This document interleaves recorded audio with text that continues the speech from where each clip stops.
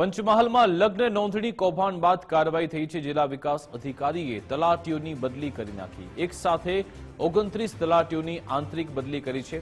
10 વર્ષથી એક જ ગ્રામ પંચાયતમાં ફરજ બજાવતા હતા એ તમામની બદલી થઈ। જાંબુઘોડા 1, ઘોગંબાના 11, કાલોલના 8 તલાટીઓની બદલી થઈ।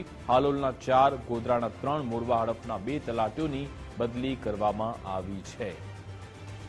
પંચમહાલમાં જે કણજી પાણી ગ્રામ પંચાયતમાં લગ્ન નોંધણીનો આખો કૌભાંડ બહાર આવ્યું હતું। સિદ્ધપુરની એક યુવતી જેનું અહીંયા તેનો લગ્નની નોંધણી થઈ ગઈ હતી અને ત્યારબાદ એક તલાટીનો વિડીયો પણ વાયરલ થયો હતો જેમાં 50 લાખની વાત થઈ હતી। જો કે હવે એક સાથે તલાટીઓની બદલી થઈ છે। આ અંગે જાણકારી આપશે સંવાદદાતા નામદેવ પાટીલ ફોનલાઈન પર જોડાઈ ગયા છે।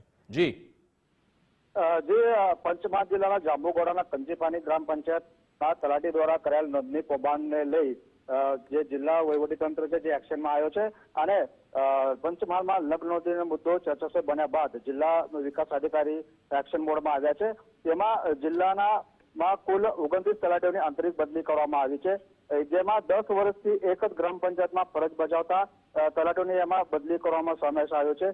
એમાં જંબુઘોડાના 1 તલાટી, ઘોગંબાના 11, કાલોલના 8 અને હાલોલ તાલુકાના 4, ગોધરાના 3 અને મોરવા હડફના 2 તલાટીઓની બદલી કરાઈ છે। જેમાં બદલી કરાયેલા અન્ય તલાટીઓમાં 9 વર્ષથી એક જ જગ્યા એક જ ગ્રામ પંચાયતમાં ફરજ બજાવતા જેવા 8 તલાટી છે અને 7 વર્ષથી એક જ ગ્રામ પંચાયતમાં ફરજ બજાવતા 6 તલાટી છે, તેમજ અન્ય તલાટી 5 વર્ષ કરતા એક જ ગ્રામ પંચાયતમાં ફરજ બજાવતા એવા કુલ 29 તલાટીઓની બદલી કરવામાં આવી છે। જી બિલકુલ, આભાર તમામ જાણકારી આપવા બદલ।